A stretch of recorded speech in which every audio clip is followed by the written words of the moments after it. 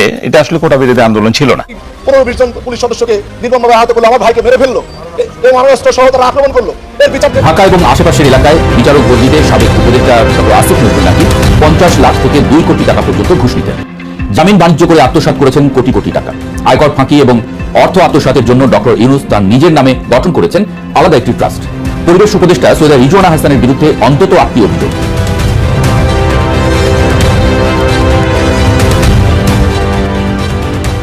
অবশেষে মহা দুর্নীতির দায়ে ফেঁসে যাচ্ছেন ডক্টর মোহাম্মদ ইউনূস সহ সাবেক উপদেষ্টারা। দুর্নীতির অভিযোগ উঠেছে জুলাইয়ের কথিত সমন্বয়কদের বিরুদ্ধেও। দুর্নীতির শত শত অভিযোগ এনে মামলা করেছে বিএনপি। যে কোনো মুহূর্তেই গ্রেফতারি পরোয়ানা জারি হতে পারে। আর এ নিয়ে টালমাটাল অবস্থা সমন্বয়ক ও উপদেষ্টাদের মধ্যে। থাকছে বিস্তারিত প্রতিবেদনে। এদিকে জামিনে মুক্তি পাচ্ছে শত শত নিরপরাধ আওয়ামী লীগের নেতাকর্মীরা। পূর্ণমাত্রায় ফেরার পথে আওয়ামী লীগ। বিএনপির হাত ধরেই আওয়ামী লীগকে পূর্ণরূপে ফেরানো হচ্ছে। সাবেক প্রধানমন্ত্রী শেখ হাসিনার নির্দেশনায় নতুন পরিকল্পনা নিয়ে এগোচ্ছে দলটি। সবশেষে দেখবেন জুলাইয়ে পুলিশ হত্যার বিচার নিয়ে নতুন তথ্য উঠে এলো। বিএনপিকে ক্ষমতায় থাকতে হলে এর সুষ্ঠু বিচার করতে হবে। ভারত থেকে আলটিমেটাম শীর্ষ আওয়ামী লীগের নেতাকর্মীদের। আলটিমেটামের পরপরই বিএনপির শীর্ষ নেতারা জানিয়েছেন পুলিশ হত্যার বিচারে সবকিছু এড়িয়ে গেছে ইউনূসের সরকার, কিন্তু এবার সবকিছু তদন্ত করার দায়িত্ব নিয়েছে বিএনপি। দর্শক, বাংলাদেশে বিদ্যমান রাজনৈতিক প্রেক্ষাপট নিয়ে আরেকটি নতুন নিউজ নিয়ে আপনাদের সামনে হাজির হয়েছি। দর্শক, যার বিশেষ অংশ ইতিমধ্যেই আপনারা দেখেছেন, দেখে বুঝতে পেরেছেন ভিডিওটি কতটা গুরুত্বপূর্ণ হতে চলেছে। তাই দর্শক, না টেনে সম্পূর্ণ ভিডিওটি দেখার অনুরোধ রইল। যারা এখনও চ্যানেলটি সাবস্ক্রাইব করেননি, অতি দ্রুত চ্যানেলটি সাবস্ক্রাইব করে পাশে থাকা বেল আইকনটি বাজিয়ে দিন। চলুন দর্শক, কথা না বাড়িয়ে ভিডিওটিতে একটি লাইক দিয়ে ভিডিওর আমূল অংশগুলো দেখে আসি। আত্মসাৎ করেছেন কোটি কোটি টাকা। আয়কর ফাঁকি এবং অর্থ আত্মসাতের জন্য ডক্টর ইউনূস তার নিজের নামে গঠন করেছেন আলাদা একটি ট্রাস্ট। পরিবেশ উপদেষ্টা সৈয়দা রিজওয়ানা হাসানের বিরুদ্ধে অন্তত 8টি অভিযোগ। তবে সবাইকে ছাড়িয়ে গেছেন সাবেক ছাত্র উপদেষ্টার বিরুদ্ধে অন্তত 1000 কোটি টাকার দুর্নীতির খবর। কোন সব তাক লাগানো অভিযোগ জমা পড়েছে দুর্নীতি দমন কমিশনে। একটি দুটি নয়, শত শত। এসব খবর আবার উঠে এসেছে দেশের প্রধান প্রধান গণমাধ্যমে, অর্থাৎ কান না দিয়েও উপায় নেই। প্রশ্ন উঠেছে, আসলেই কি এই সব সাবেক উপদেষ্টারা এমন অপকর্ম করেছেন, নাকি অন্য কোনো কারণ আছে পেছনে? অন্তর্বর্তীকালীন সরকারের বিদায়ের রেশ কাটতে না কাটতেই যেন দেশের রাজনৈতিক ও প্রশাসনিক অঙ্গনে শুরু হয়েছে আরেক নতুন ঝড়। ডক্টর মোহাম্মদ ইউনূসের নেতৃত্বে পরিচালিত সদ্য বিদায়ী সরকারের উপদেষ্টাদের বিরুদ্ধে এখন দুর্নীতির অভিযোগের পাহাড় জমছে দুর্নীতি দমন কমিশনে। ক্ষমতা ছাড়ার মাত্র 1 সপ্তাহের মাথায় এমন শত শত লিখিত অভিযোগ জমা পড়ার ঘটনা দেশের ইতিহাসে বিরল।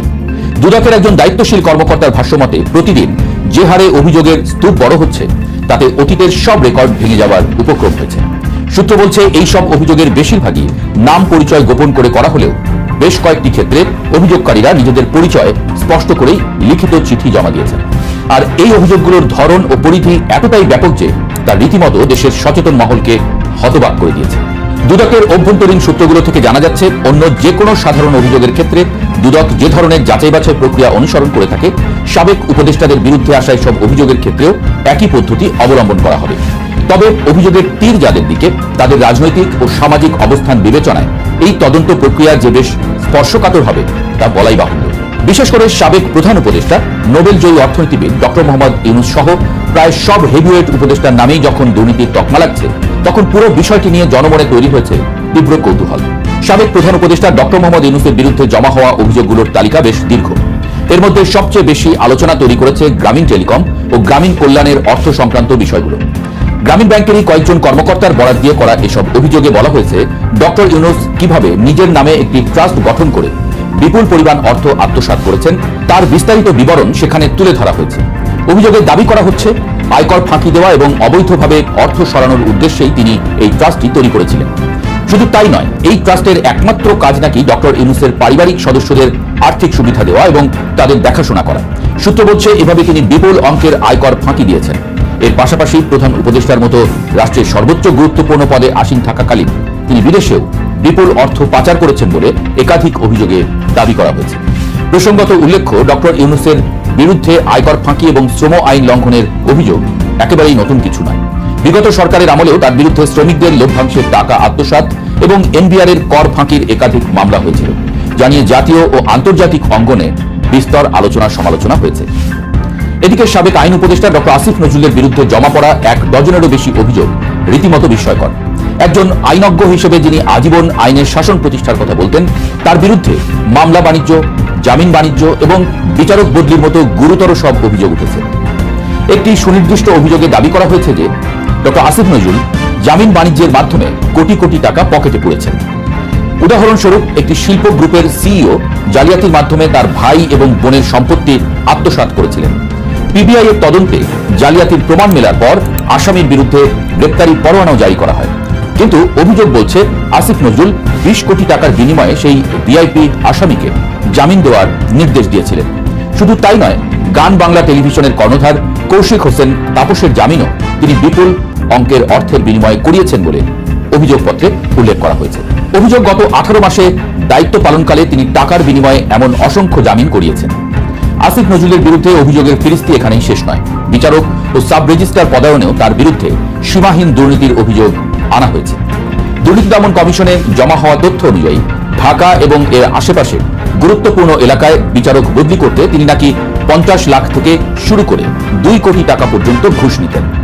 উপদেষ্টা হিসেবে দায়িত্ব নেওয়ার পরপরই তিনি উত্তরা, বাড্ডা, গুলশান ও সাভারের মতো লাভজনক এলাকার সাব রেজিস্ট্রারদের বদলি করেন। আর এই বদলি বাণিজ্যের মাধ্যমেই কোটি কোটি টাকা হাতিয়ে নিয়েছেন বলে অভিযোগ করা হয়েছে। বিশ্লেষকরা বলছেন, বিচার ব্যবস্থার মতো একটি সংবেদনশীল জায়গায় যদি আসলেই এমন অর্থের লেনদেন হয়ে থাকে, তবে তা রাষ্ট্রের জন্য চরম অশনি সংকেত। পরিবেশ রক্ষার আন্দোলনে যিনি সারা জীবন সোচ্চার ছিলেন, সেই সাবেক পরিবেশ উপদেষ্টা সৈয়দা রিজওয়ানা হাসানের বিরুদ্ধেও অন্তত 8টি দুর্নীতির অভিযোগ জমা পড়েছে। এর মধ্যে পরিবেশ অধিদপ্তরের একাধিক উন্নয়ন প্রকল্প থেকে অর্থ আত্মসাতের অভিযোগটি সবচেয়ে বেশি নজর কেড়েছে। পরিবেশের ছাড়পত্র দেওয়া বা প্রকল্প পাশের ক্ষেত্রে অনৈতিক লেনদেনের কথা বলা হয়েছে এসব অভিযোগে। আরো বিস্ময়কর হলো, তার বিরুদ্ধে অন্যের সম্পত্তি জোরপূর্বক দখল করার মতো অভিযোগও এসেছে। একটি অভিযোগে তার স্বামীর প্রসঙ্গ টেনে আনা হয়েছে। রিজওয়ানার স্বামী আওয়ামী লীগ সরকারের সাবেক বিদ্যুৎ প্রতিমন্ত্রী নসরুল হামিদ বিপুল সম্পত্তির রক্ষণাবেক্ষণের দায়িত্বে ছিলেন কিনা এবং এর মাধ্যমে ক্ষমতার অপব্যবহার করে কোনো অবৈধ সুবিধা নেওয়া হয়েছে কিনা তা খতিয়ে দেখতে দুদককে অনুরোধ জানিয়েছেন একজন অভিযোগকারী। গুরুত্বপূর্ণ মন্ত্রণালয়গুলোর মধ্যে জ্বালানি খাতের দিকে সব সময়ই সবার নজর থাকে। সাবেক জ্বালানি উপদেষ্টা মোহাম্মদ ফাউজুল কবির খানের বিরুদ্ধেও উঠেছে বড় অঙ্কের দুর্নীতির অভিযোগ। সামিট গ্রুপের মতো প্রভাবশালী প্রতিষ্ঠানের কাছ থেকে বিপুল পরিমাণ অর্থ হাতিয়ে নেওয়ার অভিযোগ জমা পড়েছে দুদকে। পাশাপাশি বিভিন্ন বেসরকারি বিদ্যুৎ কোম্পানির সঙ্গে অবৈধ লেনদেন এবং সুবিধা দেওয়ার বিনিময়ে কমিশন বাণিজ্যের কথাও উঠে এসেছে। অন্যদিকে স্বাস্থ্য খাতের মতো জরুরি সেবার জায়গাতেও দুর্নীতির থাবা পড়েছে বলে দাবি করা হচ্ছে। সাবেক স্বাস্থ্য উপদেষ্টা নূরজাহান বেগমের বিরুদ্ধে টেন্ডার জালিয়াতি, সরকারি হাসপাতালের জন্য যন্ত্রপাতি ও ওষুধ কেনাকাটায় ব্যাপক অনিয়ম এবং দুর্নীতির অভিযোগ জমা হয়েছে। সূত্র বলছে, স্বাস্থ্য খাতের কেনাকাটায় যেসব সিন্ডিকেট আগে থেকেই সক্রিয় ছিল, তাদের সাথেই আঁতাত করার অভিযোগ আনা হয়েছে তার বিরুদ্ধে। তবে সব অভিযোগকে ছাপিয়ে গেছে সাবেক ছাত্র উপদেষ্টা আসিফ মাহমুদের বিরুদ্ধে ওঠা দুর্নীতির অঙ্ক। বৈষম্য বিরোধী ছাত্র আন্দোলনের অন্যতম এই নেতার বিরুদ্ধে প্রায় 1000 কোটি টাকার দুর্নীতির অভিযোগ রীতিমতো চাঞ্চল্যের সৃষ্টি করেছে। দুদকের দায়িত্বশীল সূত্রে বরাত দিয়ে জানা যায়, এই অভিযোগগুলোর বেশিরভাগই ভুক্তভোগীরা নাম, ঠিকানা ও সুনির্দিষ্ট প্রমাণাদি সহ জমা দিয়েছেন। বিভিন্ন সরকারি কাজ পাইয়ে দেওয়ার কথা বলে ঘুষ নেওয়া, কিন্তু কাজ না দেওয়ার অভিযোগের সপক্ষে তথ্য প্রমাণও নাকি সরবরাহ করা হয়েছে। এমনকি তরুণ এই নেতার বিরুদ্ধে বিদেশে অর্থ পাচার এবং বেআইনি ক্রিপ্টোকারেন্সি বা বিটকয়েন লেনদেনের মতো অত্যাধুনিক আর্থিক দুর্নীতির অভিযোগ আনা হয়েছে। পাশাপাশি আর এক তরুণ সাবেক তথ্য উপদেষ্টা মাহফুজ আলমের বিরুদ্ধেও বেসরকারি টেলিভিশন চ্যানেলের লাইসেন্স প্রদান এবং নবায়নের ক্ষেত্রে বড় অঙ্কের ঘুষ গ্রহণের অভিযোগ করেছেন এক ব্যক্তি। সব মিলিয়ে ছাত্র নেতৃত্ব থেকে উঠে আসা এই উপদেষ্টাদের বিরুদ্ধে এমন অভিযোগ বিশ্লেষকদেরও গভীরভাবে ভাবিয়ে তুলেছে। এসব অভিযোগের বিষয়ে দুর্নীতি দমন কমিশন জানিয়েছে, তারা প্রতিটি অভিযোগ অত্যন্ত সতর্কতার সঙ্গে যাচাই বাছাই করছেন। প্রাথমিক অনুসন্ধানে যেসব অভিযোগের অন্তত কিছুটা সত্যতা বা শক্ত ভিত্তি পাওয়া যাবে, কেবল সেগুলোকেই আনুষ্ঠানিক তদন্তের আওতায় আনা হবে। এই বিষয়ে ট্রান্সপারেন্সি ইন্টারন্যাশনাল বাংলাদেশের নির্বাহী পরিচালক ডক্টর ইফতেখারুজ্জামানের অত্যন্ত স্পষ্ট বক্তব্য। যদি সাবেক উপদেষ্টাদের বিরুদ্ধে দুর্নীতির প্রাথমিক কোনো তথ্য পাওয়া যায় এবং সেগুলো যদি আইনের দৃষ্টিতে আমলযোগ্য হয়, তবে অবশ্যই তার সুষ্ঠু তদন্ত হওয়া উচিত। কেউই আইনের ঊর্ধ্বে নন, তা তিনি যত বড় পদেই থাকেন না কেন। অভিযোগের সত্যতা প্রমাণিত হলে তাদের দৃষ্টান্তমূলক শাস্তির আওতায় আনতে হবে। আসসালামু আলাইকুম রহমতুল্লাহি ওয়া বারাকাতুহু। সবাই দর্শক, নতুন সরকারের জন্য এই যে পবিত্র মাহে রমজান চলছে, মাহে রমজানের পরে কতগুলো চাপ চলে আসবে, মারাত্মক কতগুলো চাপ। এর মধ্যে এক নম্বর চাপ হলো পুলিশ হত্যার বিচার নিয়ে বিভিন্ন সামাজিক মাধ্যমে যে তোলপাড় করা কাণ্ড ঘটে যাচ্ছে এবং সরকারের পক্ষ থেকেও পুলিশ হত্যার বিচারের ব্যাপারে যে গ্রিন সিগন্যাল দেওয়া হচ্ছে এ ব্যাপারে সরকারকে এগোতে হবে এবং তাকে একটা সিদ্ধান্তে আসতে হবে। তাকে আগের সরকারের মানে ডক্টর মোহাম্মদ ইউনূস সরকারের যে ইন্ডিমিনিটি ছিল সেটা অনুসরণ করতে হবে এবং বলতে হবে যে আমরা এই ইন্ডিমিনিটিকে সমর্থন করি এবং পুলিশ হত্যার বিচার হবে না। এবং এই কাজ যদি তারা করে তাহলে লং রানে তারা পুলিশের কাছ থেকে কোনো রকম কোঅপারেশন পাবে না এবং পুলিশের যে মোরাল ক্যারেজ এটা বাড়বে না। এখন দু চারজন পুলিশ কর্মকর্তা যারা টহল দিচ্ছেন, যেমন মাসুদ একা, ডিসি মাসুদ, তিনি চেষ্টা করছেন কিন্তু তিনি একা কি করবেন? তার পুলিশকে তিনি কিন্তু মুভ করাতে পারছেন না, উল্টো তাকে যেভাবে সাইবার বুলিংয়ের শিকার হতে হচ্ছে, এতে করে যে কোনো সময় তার চাকরি চলে যেতে পারে, যে কোনো সময় তার চাকরি চলে যেতে পারে। পুরো বাহিনী যদি তার সঙ্গে না থাকে, পুরো চেইন অফ কমান্ড যদি না থাকে, তাহলে একটা ডিসি মাসুদের পক্ষে কোনো কিছু করা সম্ভব নয়। অনেকে তাকে হারুনের সঙ্গে তুলনা করেন, বিপ্লবের সঙ্গে তুলনা করেন, অনেকে আগের আমাদের কোহিনুরের সঙ্গে তুলনা করতে পারেন, কিন্তু ওই সময়টাতে পুলিশের যে চেইন অফ কমান্ড ছিল সেই চেইন অফ কমান্ডের মধ্যে একটি মানুষ বা একজন পদবিধারী বড় কর্তা বা মাঝারি কর্তা তিনি যে কোনো রাজনৈতিক ব্যক্তিদের কাছাকাছি পৌঁছে গেলে সেখানে যে প্রতিক্রিয়া হয়, যেটা হারুনদের ক্ষেত্রে হয়েছে, বেনজিরদের ক্ষেত্রে হয়েছে, সেটি এই বর্তমান ভঙ্গুর অবস্থায় যাকে বলা হয় মাসুদের পক্ষে বা মাসুদের মতন কারো পক্ষে সম্ভব নয়। বোঝার চেষ্টা করেন যে গত 17 মাসে আমরা একমাত্র মাসুদ ছাড়া অন্য কোনো পুলিশ কর্মকর্তার নাম জানি না। অথচ যদি পুলিশের স্বাভাবিকতা থাকতো তাহলে অন্তত এরকম 1 ডজন মাসুদের নাম আমাদের মুখস্থ হয়ে যেত। আবার এই যে মাসুদ মাদকের বিরুদ্ধে সে অপারেশন পরিচালনা করেছে, এটি সারা দেশের মানুষের কিন্তু সমর্থন পাচ্ছে, শান্তিপ্রিয় মানুষ। আমি বেশ কয়েকবার এটা নিয়ে সাবেক আইজি বেনজির তার সাথে কথা বলেছি। বেনজির সাহেব যখন র্যাবের ডিজি ছিলেন তখন তাকে বেশ কয়েকটা অপারেশন চালানো হয়েছে। আমার যেমন নাইম রোড, ধানমন্ডি লেকের পার্ক, রমনা পার্ক, এই সমস্ত এলাকায় বেশ কয়েকটা অপারেশন চালানো হয়েছে। কিন্তু ওই আমলে কিন্তু এই সরোয়ার্দী উদ্যান যে এলাকাটাতে ডিসি মাসুদ অপারেশন চালিয়েছে এটা বেনজিররাও পারেননি। আমি এটা নিয়ে নয়াদিগন্তে লিখেছি, বাংলাদেশ প্রতিদিনে লিখেছি, ওদের যে মানে উপসম্পাদকীয় সেখানে বিস্তারিত লেখা লিখেছি। তো সেটা পুলিশ রেসপন্ড করেছিল, কিন্তু শুধুমাত্র ওই জায়গাটাতে যেখানে মাসুদ করেছে সেই জায়গাটাতে সেই মানে শেখ হাসিনার জমানার শক্তিশালী পুলিশ কিন্তু সেখানে হাত দেয়নি। তো কাজে মাসুদ এখানে হাত দিয়েছেন, হাত দেওয়ার সঙ্গে সঙ্গে তার হাত অনেকটা পুড়ে গেছে। যেভাবে তাকে নিয়ে বুলিং হচ্ছে, তাকে নিয়ে যেভাবে সমালোচনা হচ্ছে, এর ফলে তিনি মিডিয়ার সাথে যে অসহায়ভাবে নিজেকে উপস্থাপন করছে, ইট মিনস তিনি এগোতে পারবেন না, তাকে স্টপ হয়ে যেতে হবে। অন্যদিকে আবার মোহাম্মদপুরের যে আইনশৃঙ্খলার অবনতি, সেখানকার চুরি ডাকাতি, রাহাজানি, ছিনতাই থেকে শুরু করে যা কিছু হচ্ছে, এটা দমন করার জন্য স্বয়ং আইজি সাহেবকে মাঠে নামতে হয়েছে। ইট মিনস পুলিশের চেইন অফ কমান্ড নেই।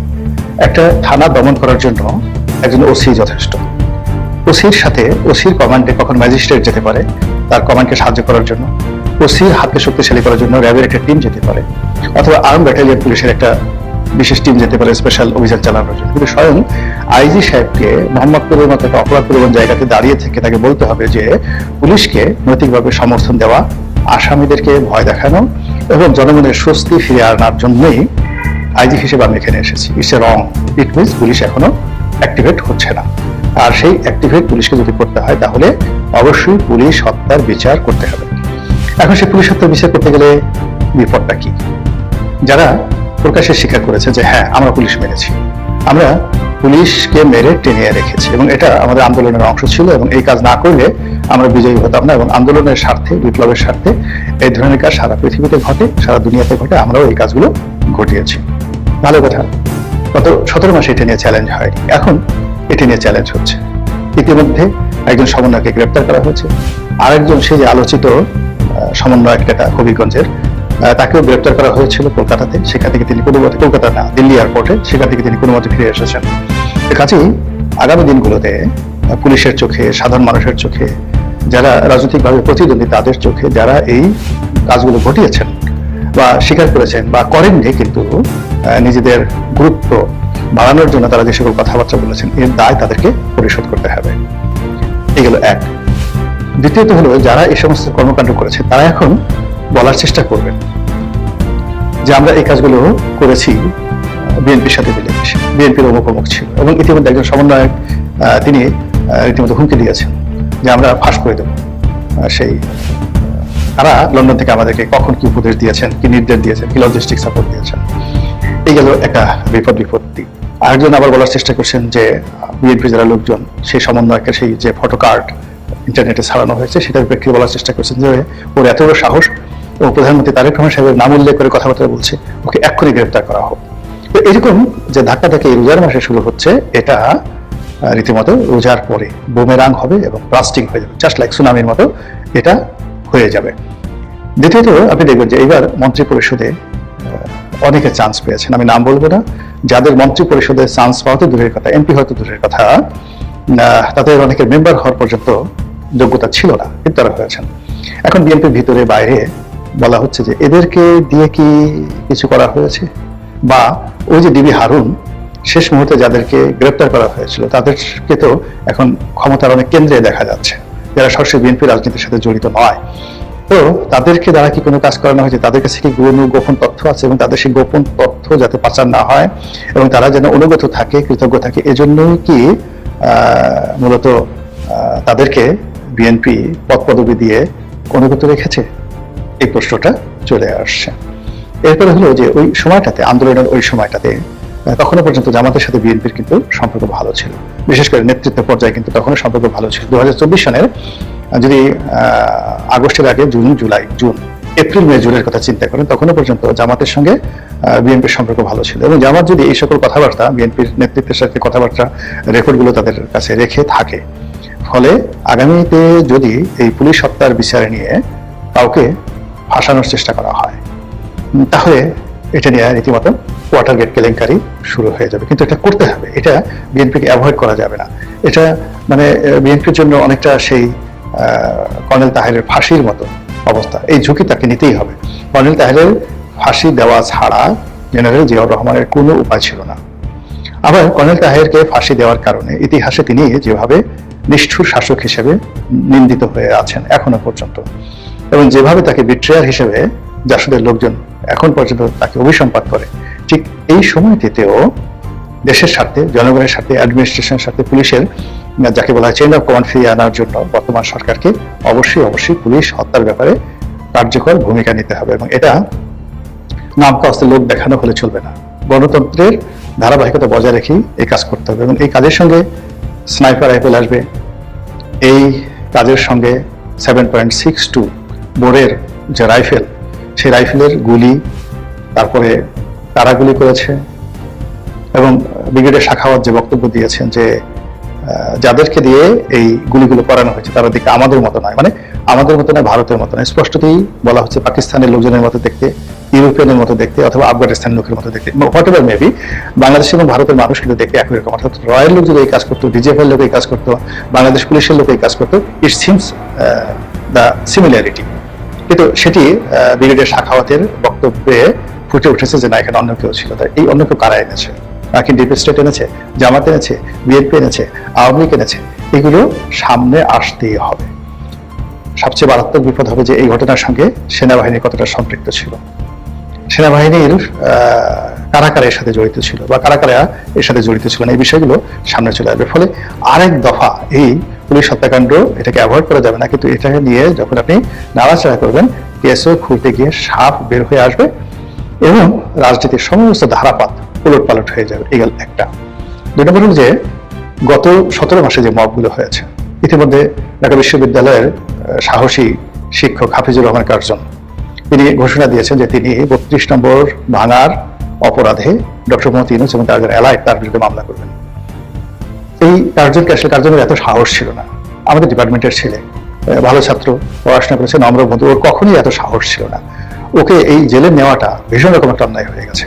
এ জেলে নেওয়ার পরে সাহস বেড়ে গেছে, এখন আপনি একে মারতেও পারবেন না, কিছুই করতে পারবেন না। এখন এ যদি মানে আইনের ছাত্র সেইভাবে কোনো একটা কোর্টে মামলা সাবমিট করে, সেটা আজ হোক, কাল হোক, 10 বছর পরে হোক, 20 বছর পরে হোক, এটা একটা রেকর্ড থেকে যাবে এবং সেই মামলা এই বর্তমান জমানাতে যারা আছেন তারা এবং ডক্টর মোহাম্মদ ইউনূস তাদেরকে ভোগান। এখন না টেনে সম্পূর্ণ ভিডিওটি দেখেছেন, দেখে বুঝতে পেরেছেন কি হতে চলেছে।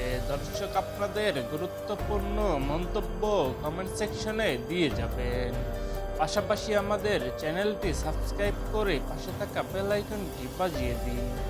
দর্শক, এতক্ষণ হট নিউজ 24 এর পর্দায় চোখ রাখার জন্য আপনাকে ধন্যবাদ। নিত্য নতুন খবর পেতে আমাদের সঙ্গে থাকুন।